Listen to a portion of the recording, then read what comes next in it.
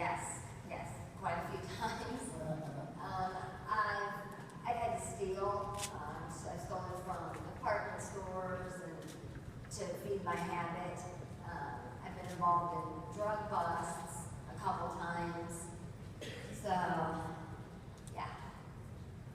When you talk about this medically assisted therapy, you're essentially using one type of medication. It doesn't give you the same sort of euphoria or high to help you wean off of the heroin in this case. Is that right? Yes, yes. And when I take actually blocks, I couldn't get high. If I wanted to use heroin, it blocks the receptors in the brain so that you can't get high.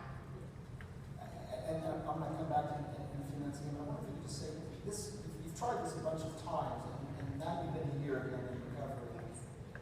Is there something that worked this time? For people out there who say, it just doesn't work for me, I've tried, it doesn't work. What worked this time for you?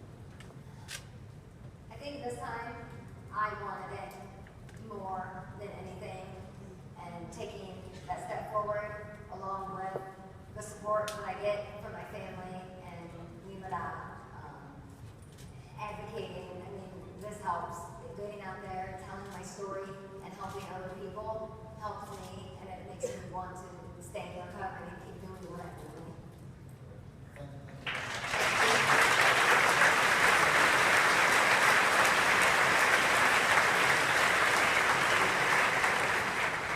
Dr. Henry, you're sort of the front line of this. And I had dinner a few months ago, and some of the stories you shared were pretty remarkable. You're a doctor. How did you get into this? Why did this so work for you?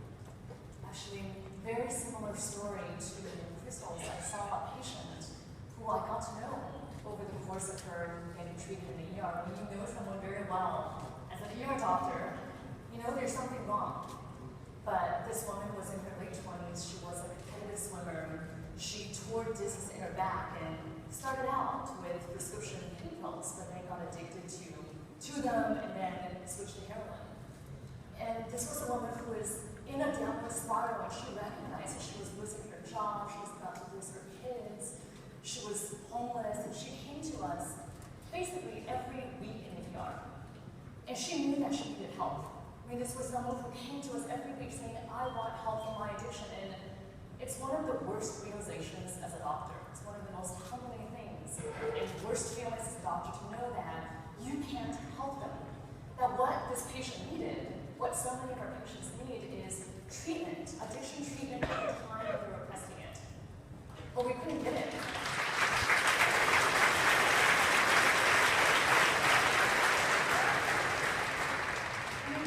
We would never say that to someone who has a heart attack. We would never say, go home, and if you haven't died in 3 weeks, come back and get treated.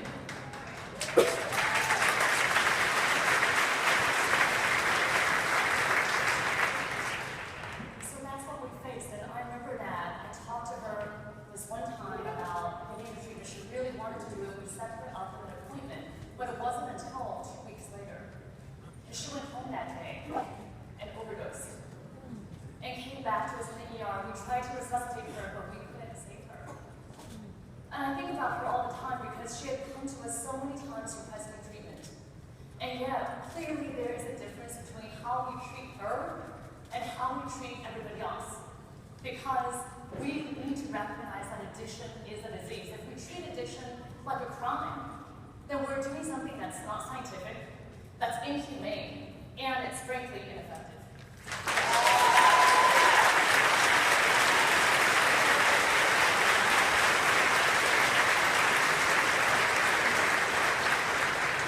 You've heard these sorts of stories before. When you hear it so lucid in terms of what the situation is like in the emergency room, the woman wanted help.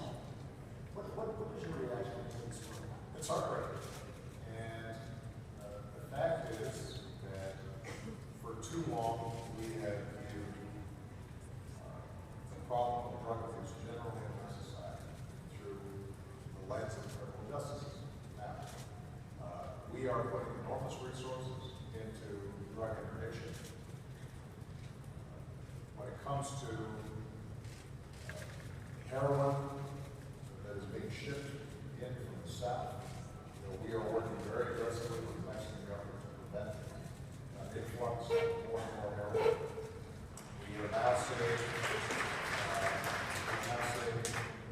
synthetic opioids that are oftentimes coming in from China through Mexico into the United States. We're having to move very aggressively there as well. So the DEA, our law enforcement,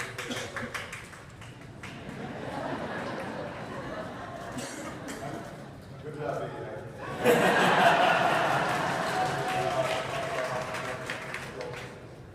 We're staying on, cutting off the pathways for these drugs coming in.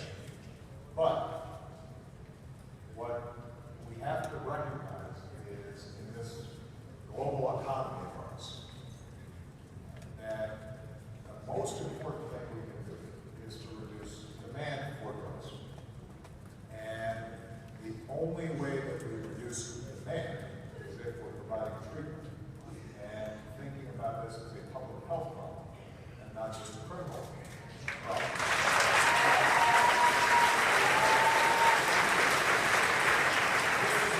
This is a shift that began very early on in my administration. And there's a reason why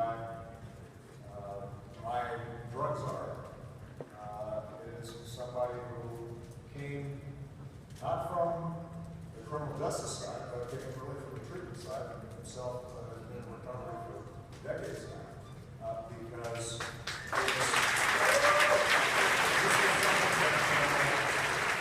something that we understood fairly early on. Now, I'm going to be blunt. I hope people don't mind. I was saying in a speech yesterday, your last year in office, you just get a little loose. So,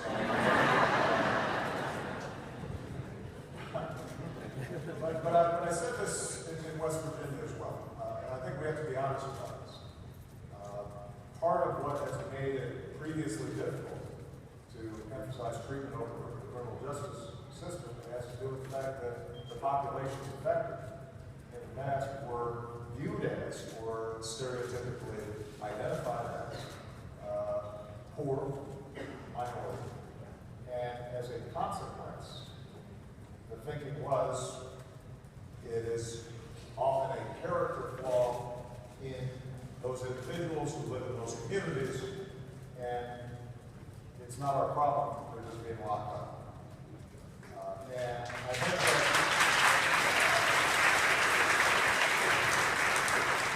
one of the things that's changed in this opioid debate is a recognition that this reaches everybody.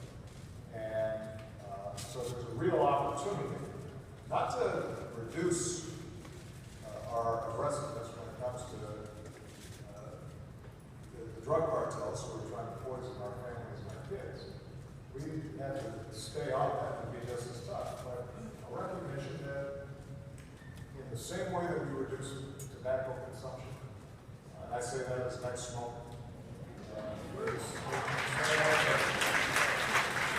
same way that, as I mentioned earlier, we greatly reduce traffic fatalities because we apply a public health approach so that my daughter's generation understands very clearly you don't drive when you're drunk, you put on your seatbelt. And we also then instituted requirements for things like seatbelts and airbags, and re-engineered roads, all designed to reduce fatalities. If we take the same approach here, we can make a difference. So when I'm listening to Crystal, I'm thinking, what a powerful story. I want to make sure that for all the other Crystals out there who are ready to make a change, that they're not waiting for 3 months or 6 months in order to be able to actually do it.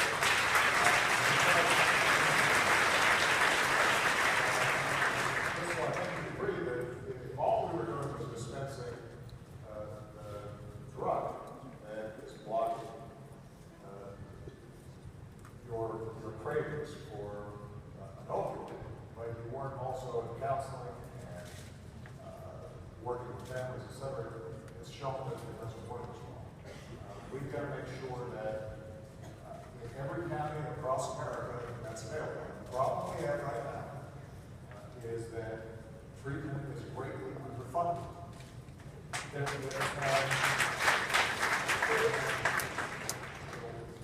It's particularly underfunded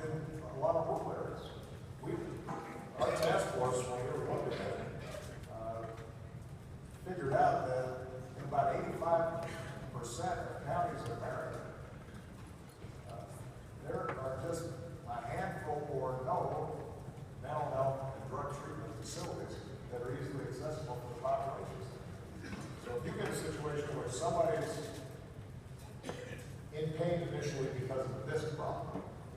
They may not have health insurance because maybe the government didn't expand Medicaid like they should have.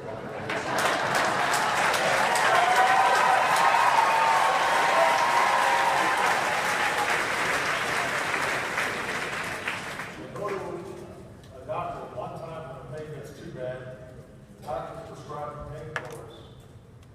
They run out, and it turns out it's cheaper to get heroin on the street than it is to try to figure out how to refill that prescription. You got a problem. And that's why, for all the good work that Congress is doing, it's not enough just to provide the architecture and the structure for what there has to be actual funding for the treatment. And we have proposed in our budget an additional $1 billion for drug treatment programs in counties all across the country. And my hope is that all the advocates, folks and families who are here and those who are listening, say to Congress, this is a priority. We've got to make sure that incredibly talented young people like Kristen are in a position where they can get the treatment when they need it.